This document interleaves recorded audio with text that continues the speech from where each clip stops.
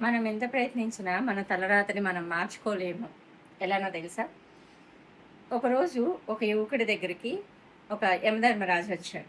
"బాబు పద, నీ టైం అయిపోయింది. నేను నిన్ను తీసుకెళ్ళాలి" అన్నాడంట. అందుకు యువకుడు అన్నాడంట, నేను రెడీగా లేను. నేను రానిప్పుడు" అన్నాడంట. "ఓహ్! నువ్వు రెడీగా ఉన్నా లేకపోయినా నేనైతే నా పని నెరవేర్తించాలి కదా! సో దట్ పద వెళ్దాము. ఎందుకంటే ఈరోజు నేను తీసుకెళ్ళవలసిన వాళ్ళ లిస్ట్‌లో మొదటి పేరు నీదే ఉందయ్యా" అనేసి అన్నాడంట.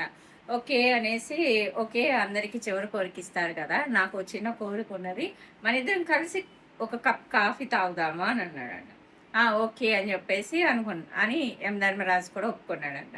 అప్పుడు యమధర్మరాజు గారి దగ్గరికి ఓ అబ్బాయి ఒక కప్పు కాఫీ తీసుకొచ్చి ఇదిగోండి అని చెప్పి ఇస్తాడంట. కాఫీ తాగగానే ఆ అబ్బాయి ముందే నిద్ర మాత్రలు ఆ కాఫీలో కలిపి ఉండడం వల్ల ఈయన బాగా నిద్రపోతాడు. ఇక కొద్దిసేపు ఆలోపు ఈ అబ్బాయి ఏం చేస్తాడంటే తన లిస్ట్‌లో ఫస్ట్ ఉన్న పేరు తీసుకెళ్ళి లాస్ట్‌లో రాసుకుంటాడు. ఎలానో తీసుకెళ్తాడు వచ్చాడు కాబట్టి అని డిసైడ్ అయిపోయాం. అంటే టైం ఎక్స్‌పాండ్ చేసుకోవచ్చు అని.